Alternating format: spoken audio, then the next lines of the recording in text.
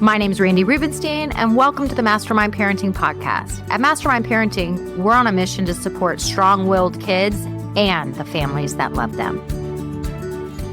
Hi, guys. How are you this week? Well, this week, I am going to be taking you back to an episode that I did very early on in the podcast. And this is the episode that year after year, the most parents say to me, when I listen to this episode, I finally heard someone describe my kid, right? So this episode I labeled Misdiagnosed and Misunderstood.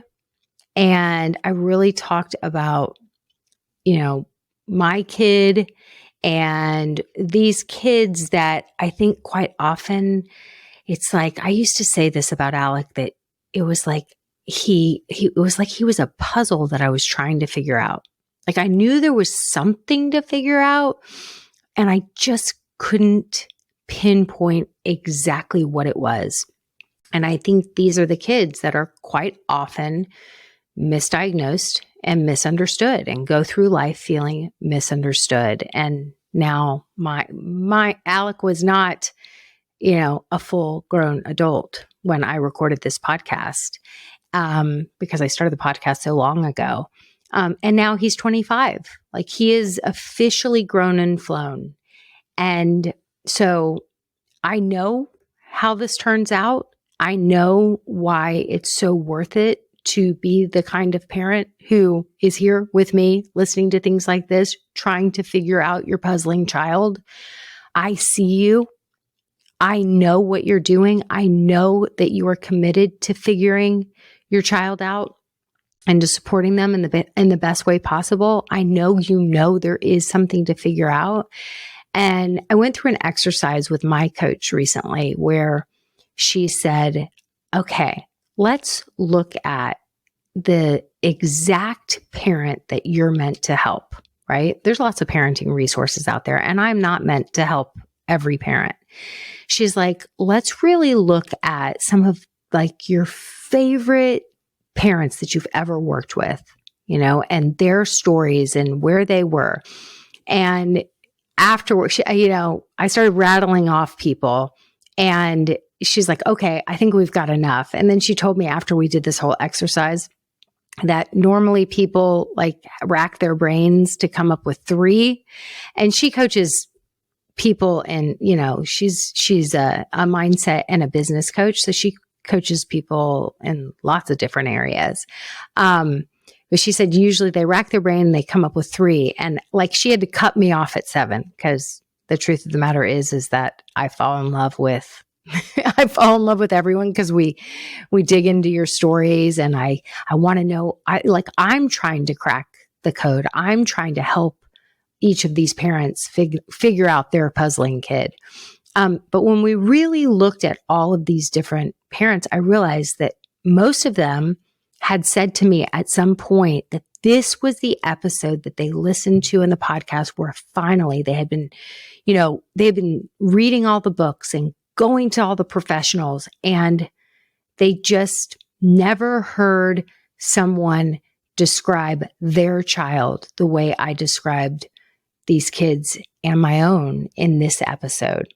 So if you have a puzzling kid, a kid that there is something to figure out and you just haven't been able to yet, this is the episode for you. So enjoy it. And that's what I got for you. Have a great week. So the big question is this: how do parents like us know that we aren't messing up the biggest role of our lives, especially when we happen to have a strong-willed child that's constantly pushing our buttons? We've all heard that kids don't come with a manual. So how can we know for sure that we're saying the right things or that we're getting this parenting thing right? Well, on this podcast for parents of toddlers to teens, we'll be giving you real tools you can use right away so that your kids will feel like they can talk to you about absolutely anything and everything. My name's Randy Rubenstein, and welcome to the Mastermind Parenting Podcast, where we believe when your thoughts grow, the conversations in your home flow. Well, hi, you guys. In this episode, I want to talk about a theme that has come up in many of my coaching conversations this week. And so when there's a theme that comes up, like where I see something at least 3 times, I feel like it's a little bit of a sign that it's something that I'm meant to be talking about, meant to be looking into, meant to be teaching and coaching about. So that's what I've decided to talk about in this episode. It has to do with our kids that I call sensitive nervous system kids, who present as challenging or willful or strong-willed.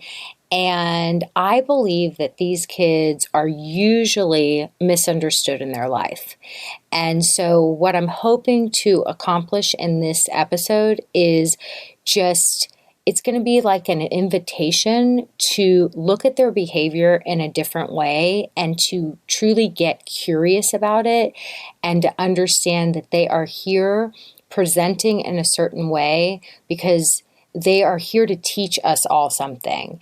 And when we try to squash their spirit by using the old school parenting tactics where they just dig in and it becomes like power struggle city in our households, that's happening for a reason. Like, that's why I think that they're the true change agents that push us to learn things like this new parenting conversation and all of these new communication tools.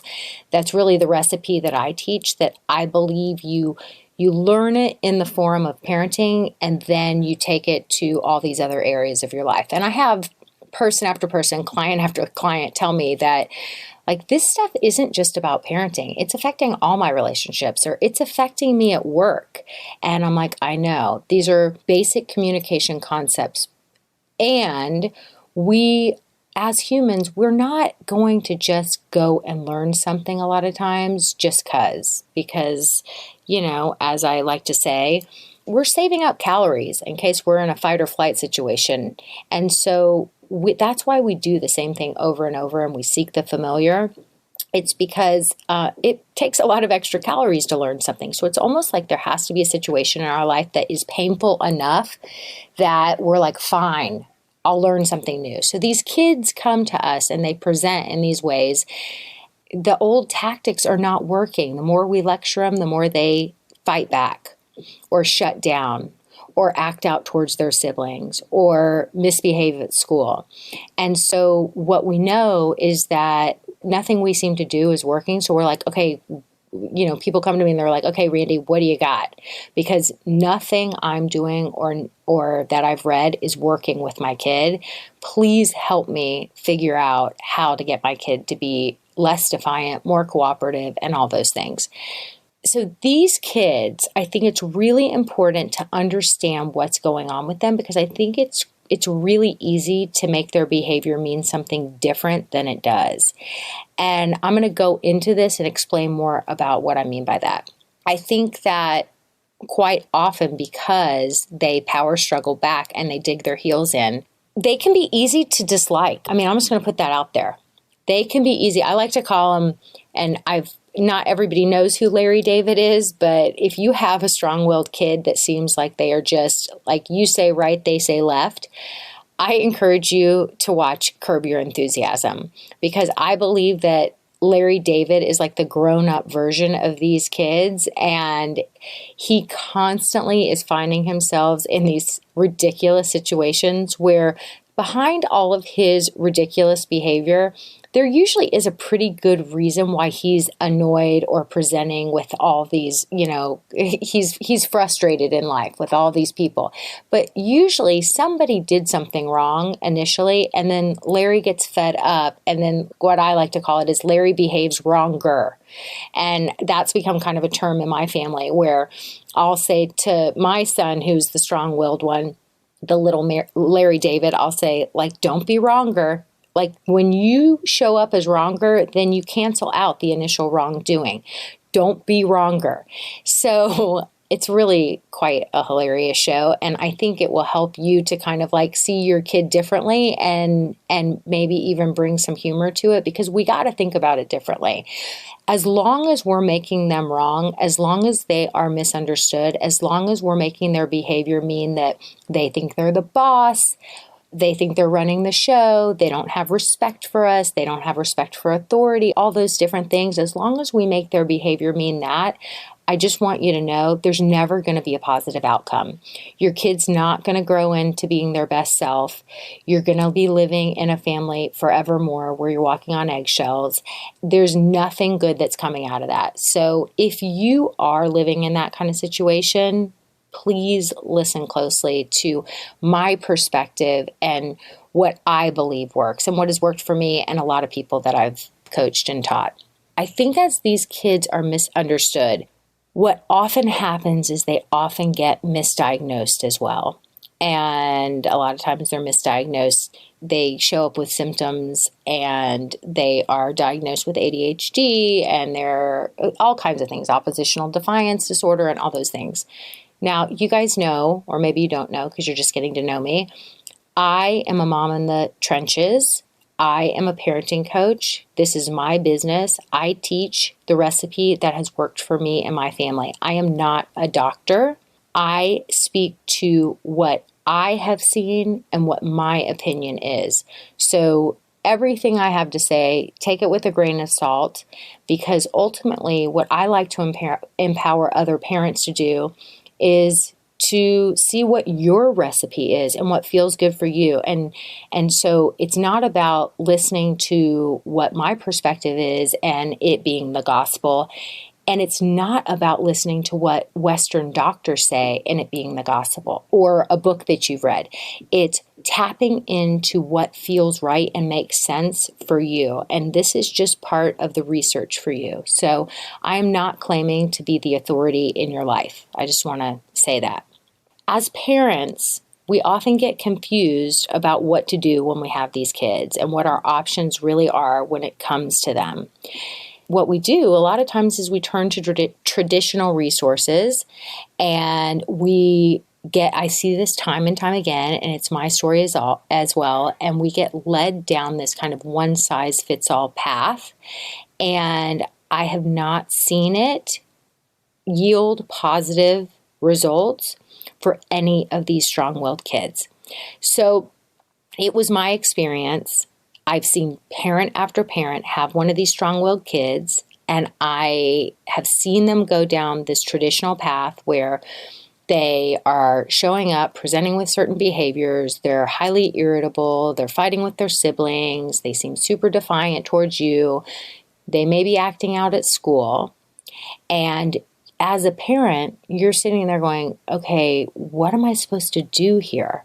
And so you're just looking for options and solutions. And so I'm on a mission to let other moms with a strong-willed or sensitive nervous system kid know that there are other solutions besides the classic ADHD with a side of anxiety diagnosis that so many of these kids receive and then I believe get improperly medicated for. And I'll explain a little bit more about that.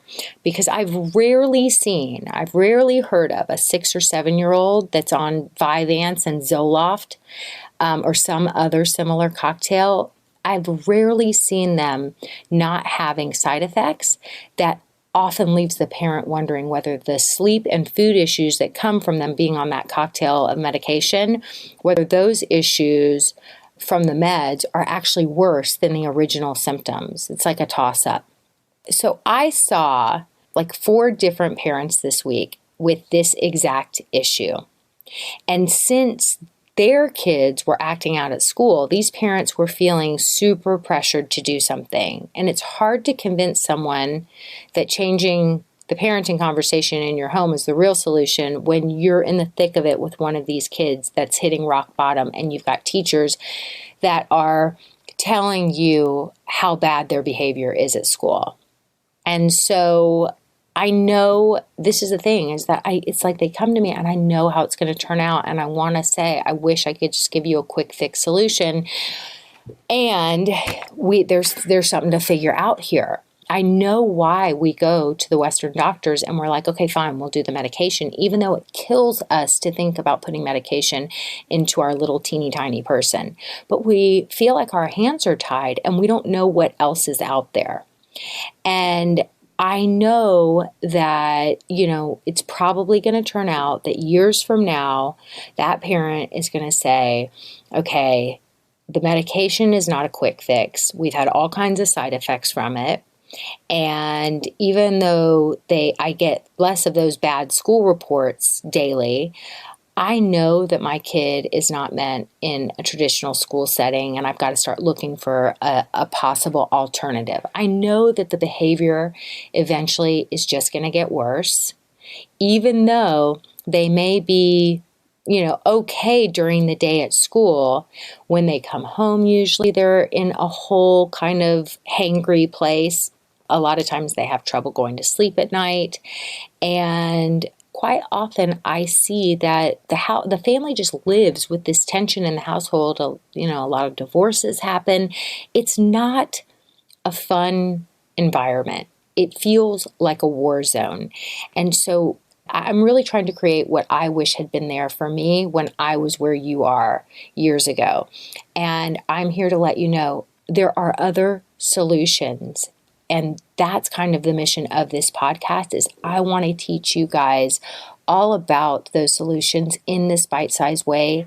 And it really does put you in an empowered kind of control, like where you feel like you're back in control of your household, because you learn how to communicate with these kids in a way that they can hear you, that feels good for them, and it actually pulls them out of this place of defensiveness and constantly acting out, and it helps them to step into their out-of-the-box thinking and all of their leadership energy and channel all of this strong-willed energy within them into a positive direction. Because I really think that kids that are these strong-willed kids, most of the times they're out-of-the-box thinkers, and they really are meant to be leaders if they are coached and guided to be that. But when they're in a place where they're feeling constantly defensive, that's not going to be the outcome for them.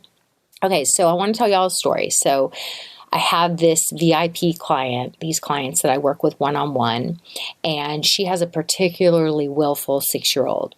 And so she gets reports from school, like the ones that you don't want to get, like spitting, name calling, eating lunch with the principal, all that kind of business. Like every day when she goes to pick up her child, she's like, ugh, what is the report that I'm going to get? So he comes home afterwards and he has like this intensity about him that's kind of like through the roof. And he's constantly acting out. And in her mind, and the way she even has described it to me, it's like he does whatever he wants to do. He just does whatever he wants to do. If he wants to walk out the front door, he walks out the front door. He doesn't care about safety. He doesn't care about rules. Like, she really believes that he just does whatever he wants to do. So she had him evaluated recently. The school really encouraged her to have him evaluated at this like schmancy diagnostic center that I've been down this path too. I've been to a lot of them. And she goes there, and obviously they do a bunch of testing and they come back and they're like, oh, he has ADHD. And so the next visit is, going to a child psychiatrist office. And I just have heard this scenario over and over again. I've lived it, and I know that ultimately, most likely, stimulants are going to be prescribed to this kid. Because the school and the parents have been doing what we're supposed to do as school and parents is communicating, the teacher is well aware that he's on the wait list to go to the psychiatrist's office. And so she asks daily, like, when's that appointment coming up?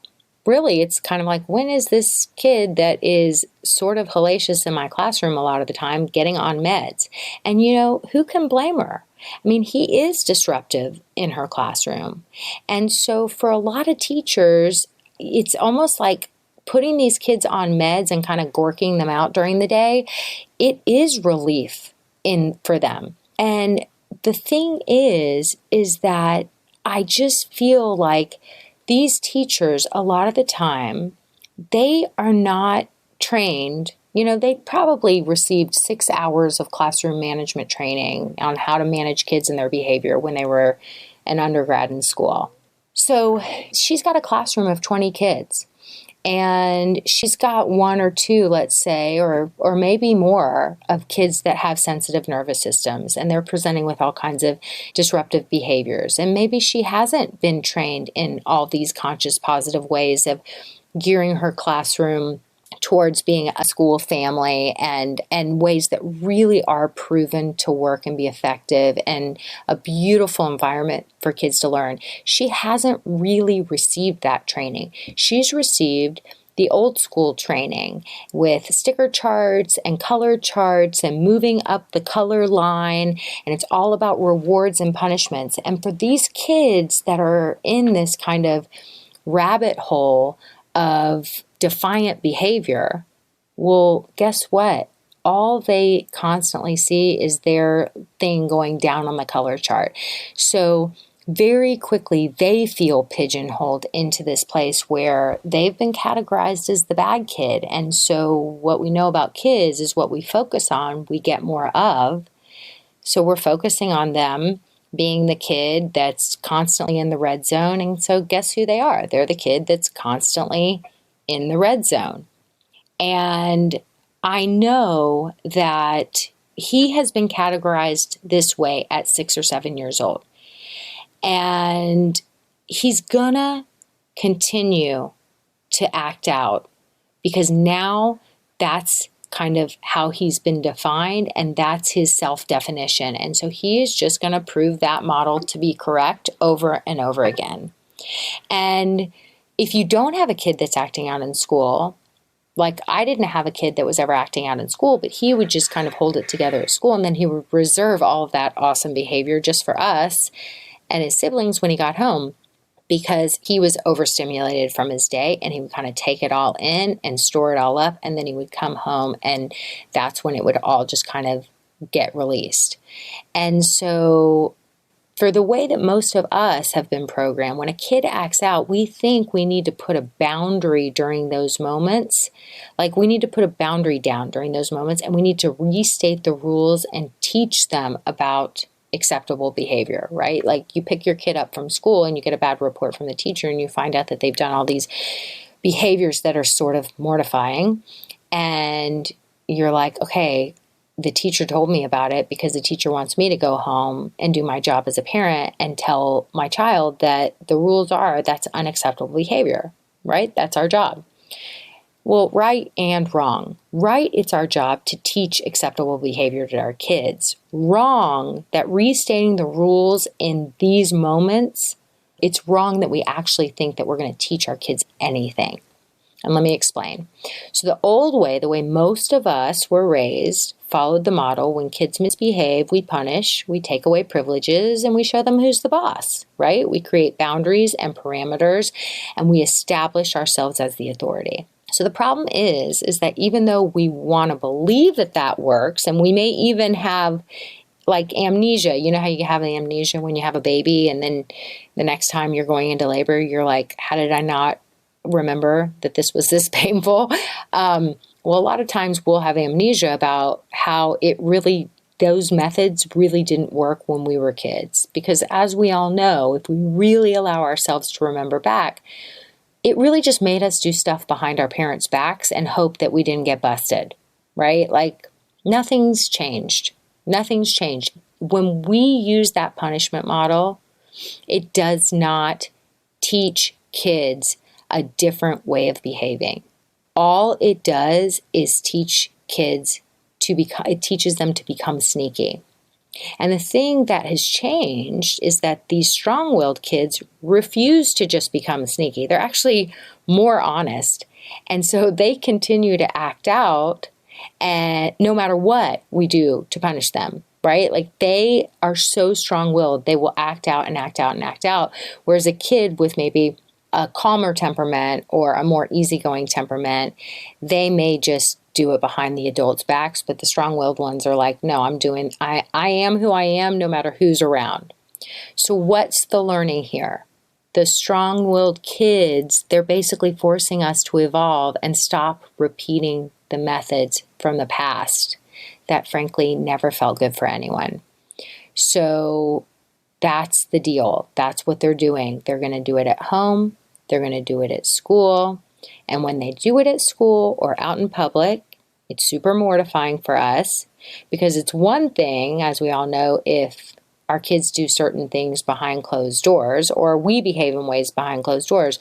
But when, doing it out in public, like in front of other people outside our family, it really triggers so much in us. It feels like it's a reflection of all that's out of control in our family.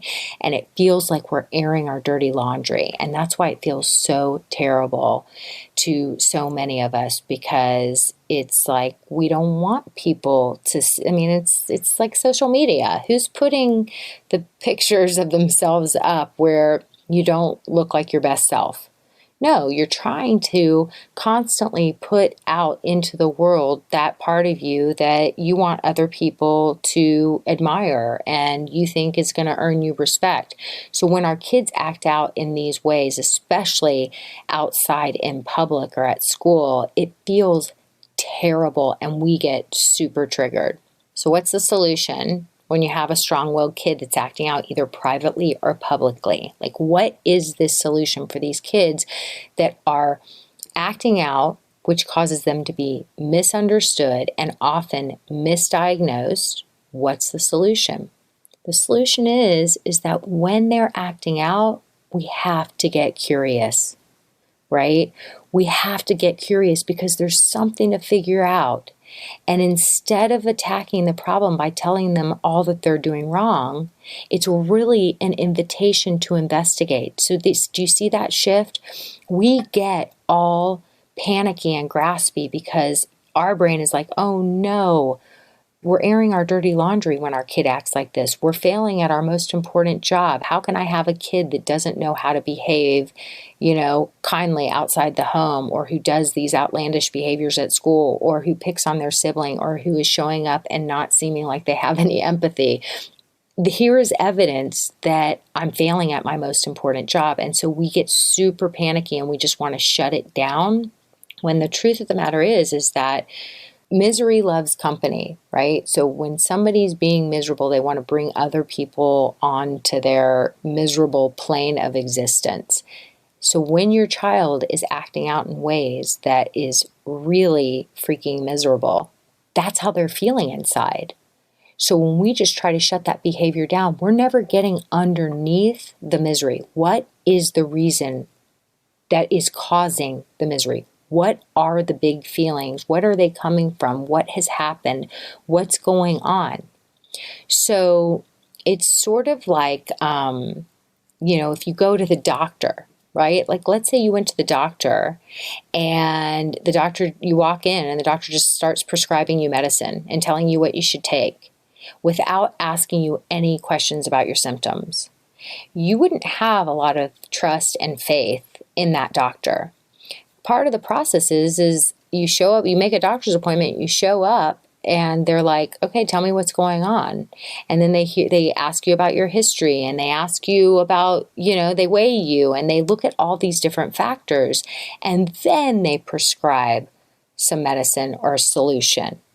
Well, when we start attacking our kids' behavior, when we start attacking the problem and telling them what they should or shouldn't do without getting underneath what's behind the symptoms, what are the symptoms, and what's causing the symptoms, it's like we're being quacks. And our kids are calling us out on that because they're like, don't tell me what to do. Help me with what's going on in the first place. And I'm just a kid. If I knew what to do, I would do it on my own. I don't know what to do. I really need the adults in my life to help me with what's going on the inside of my body. And the way you guys are showing up for me, it feels bad. It's actually making everything feel even worse. And that's why I'm acting out even more. So they're just letting us know how they're feeling on the inside. So let's say the day got started off on a bad foot, right? Especially with these kids, like I said, when they're in this, rabbit hole of defensiveness, they're not enjoyable. And so quite often they're not getting enough sleep. And they're addicted to technology and to screens. And they're constantly defying the rules. And so they go to bed late and we can't get them in bed and we're not knowing how to effectively communicate with them. And then what happens in the morning? We have a chaotic morning. They won't put on their shoes. We're running late. They're not eating their breakfast. Well, guess what? Then they come into the classroom in a huff.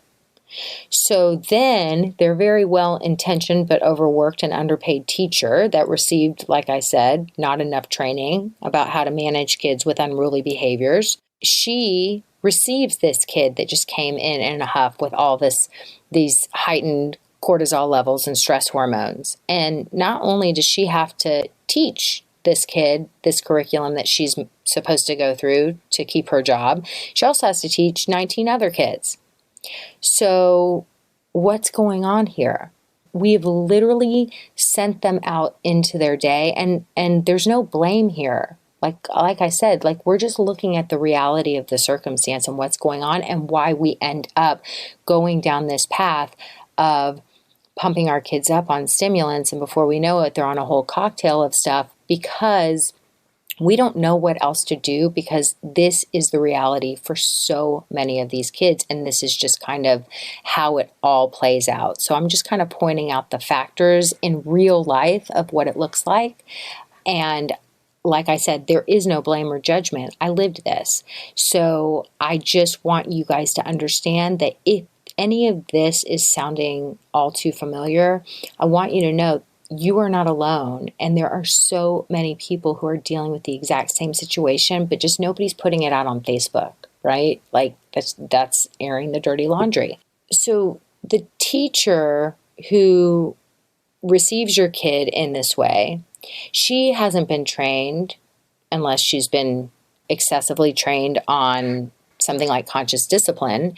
She really hasn't been trained how to help a child that comes into her classroom in a huff, to help turn it around for him and help lower those cortisol levels. And by doing things that involve positive communication and conscious communication and all these amazing conflict resolution strategies, chances are she hasn't been trained on that. So all she's doing from the get-go is just trying to survive and just trying to shut down the behavior. And it just becomes this negative, vicious cycle. So your kid started his day in chaos and then goes to school in chaos. And it's just a chaotic existence. So no wonder when you receive him home at the end of the day after this super overstimulating day with tons of stress hormones, of course there's a giant amount of intensity. Voices are louder and fights are bigger. And there's this constant craving for sugar and screens and anything that they can get their little hands on that's going to give them a quick fix dopamine hit to help them feel better, because frankly, they've been feeling pretty crummy all day long. So quite often what happens with all the adults in these kids' lives, like the parents and teachers, they end up kind of pointing their fingers at each other behind each other's backs, like, ugh, there must be no discipline at home, or, this teacher, she has no patience and she's picking on my kid, and she, whatever. So there usually is a whole blame game that's going on. But ultimately, what your kid is just wishing for is that the adults in his life would figure out a way to actually help him process through his big emotions in his body so he could just feel better. Because if he felt better, then he would behave better. Okay, so let's stop there for a minute. If he felt better, he would behave better. So I want you guys to know the way he feels, every feeling comes from a thought. So if he's feeling terrible, then he must be thinking thoughts that are causing him to feel badly. And the way we feel is the way we behave. So if he's misbehaving, how do we expect him to behave differently when we react towards him with an angry tone and we focus on all that he's doing wrong? That's why what we focus on, we get more of. The more we're focusing on that, the more he's thinking how everybody hates him, everything he does is wrong. And those are his inner thoughts. That's his inner thinking. That becomes his belief system. that causes him to constantly feel badly about himself and then continue to behave in ways that we wish he would stop behaving in. So this is why the cycle repeats day after day when we use that old school punishment model. Kids don't change future behavior from punishment. They change future behavior when they are understood and empathized with. When kids feel heard, they become willing to hear you. When kids feel heard, they become willing to hear you. So back to my client. I knew there was something to figure out. So I said to her, let me do a home visit and really just kind of spend some time assessing what the situation is. I just want to see if I pick up on anything. So I did a home visit. I was there with her in the trenches for about an hour and a half. And let me just say, her child was completely adorable. Yes, he was intense. Yes, he pushed boundaries. Yes, his volume level was way too loud. And yes, he responded so amazingly to the positive communication that I was using with him. He instantly connected with me. It was so magical. It was so much fun being there in the trenches with him and kind of getting to model, because look, I'm not in the thick of it day after day after day. So I can really be an objective observer and just model all the positive communication tools that I teach. So I started focusing on the behaviors that we wanted more of, like being helpful, how imaginative he was, how every time he cooperated in the littlest bit, I was constantly talking about how cooperative he was, how helpful he was. And when he was speaking in that really loud, elevated tone, I would just, quietly look at him right in the eyes and kind of with my hands motion downwards, like, quieter, quieter. It's a little too loud. Every time I did, he totally cooperated. So one of the other things I picked up on was that he's about 2 hours sleep deprived each night, right?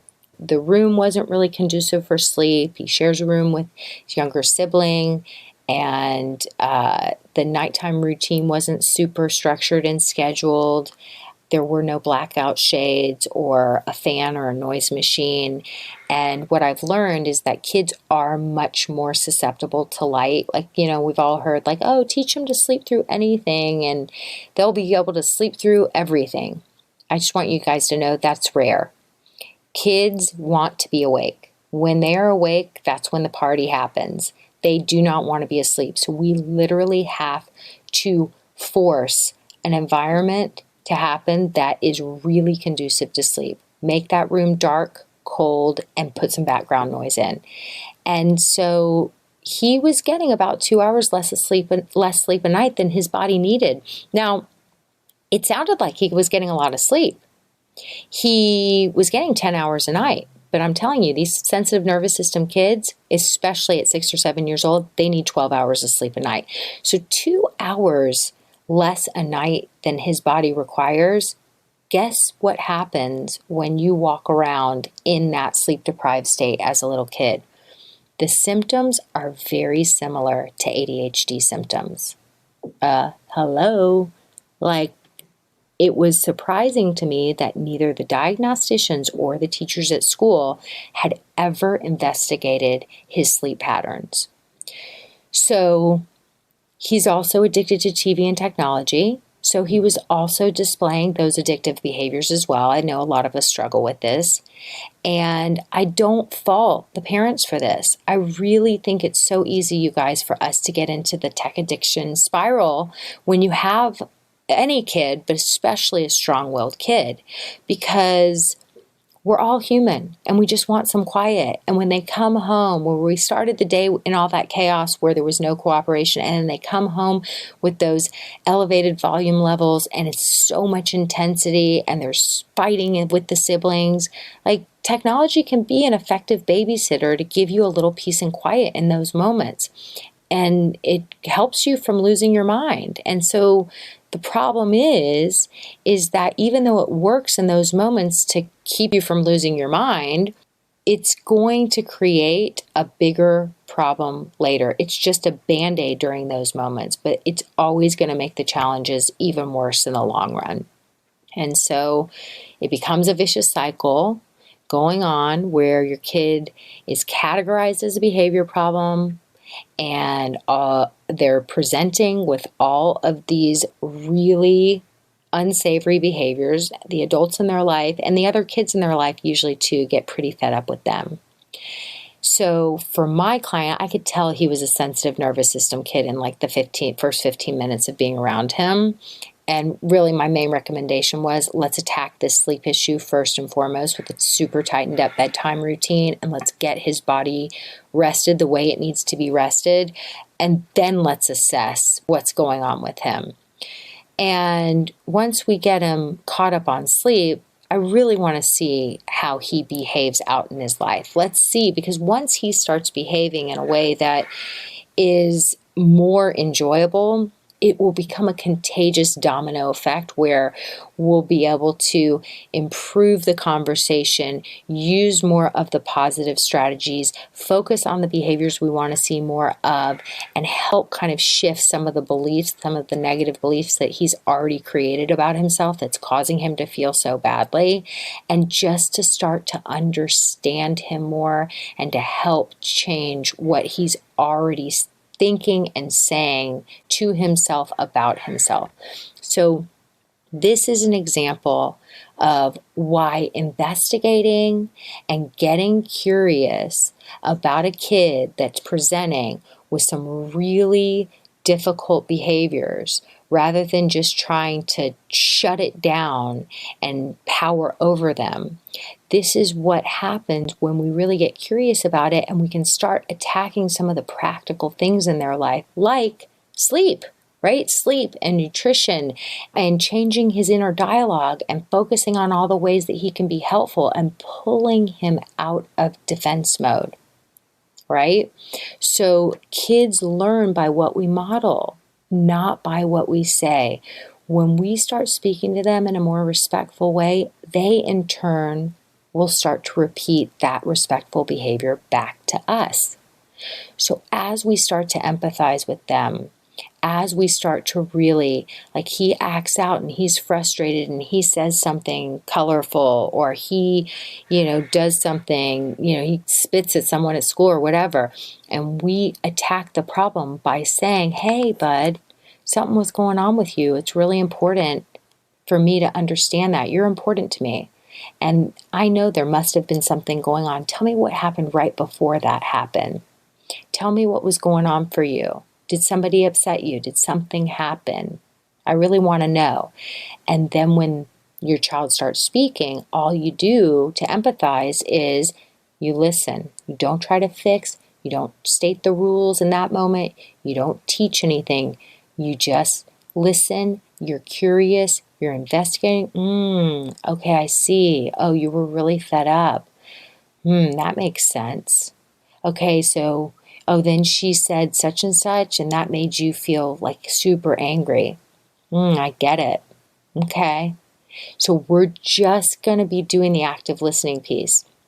When we empathize with them in this way, instead of lecturing to them, that's how these sensitive nervous system kiddos will end up thriving, because they'll come out of a place of defensiveness. They'll start to trust us.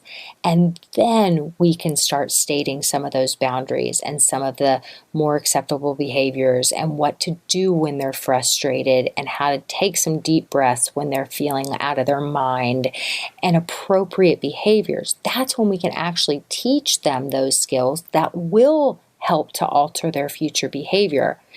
But when we lecture in the heat of the moment situations where we think we just need to shut it down, it always falls on deaf ears, and they will never change their future behavior based on those conversations. So empathize, empathize, empathize. When you empathize enough, your kids will start to trust you. They will stop being so defiant and defensive. And then that's when the real teaching starts. So I hope I just helped to expand your brain to consider some other possibilities with your strong-willed child, really with any child that's showing up with these kind of unsavory behaviors, and really where we can stop just misunderstanding them and doing a one-size-fits-all diagnosis for these kids or what we think the solution is in all these situations. And really, as the adults, get curious about what's going on with our kids, because kids do well, as Dr. Ross Green likes to say, kids do well if they can. So when kids are not doing well, there's something more to figure out. If you're liking this podcast, I encourage you to go and subscribe, leave me a review, give me a 5-star rating, because I truly believe that this new productive parenting conversation is a movement. And the more we can spread the word and have more and more families practicing these types of communication strategies in their home, the more our kids are going to be communicating differently in their life, in and outside of our home. This is how we change our family legacy. This is how we change the world. Thanks for being here with me, guys. Bye-bye. Thanks for listening today, guys. I hope you picked up some tips, tools, maybe some baby steps for creating more balance and boundaries in your life. And I just wanted to let you know, if you want to continue moving the needle forward in creating this for yourself, having a happier household, I want you to go to my website and check out mastermindparenting.com. We have 3 beginning programs, and if you need some accountability and more support, then please look for the one that would be a good fit for you.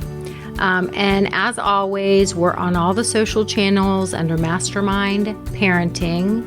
On Instagram, it's mastermind_parenting. And, periodically I do pop up on different Instagram lives, Facebook lives, where I give you teaching and coaching, and I love engaging with you live to help you help your strong-willed kids so that they can feel better, because when they feel better, they do better. And I love getting to know you guys. So thanks for listening. If you like this podcast, please don't forget to subscribe, rate, and review. Super, super appreciative.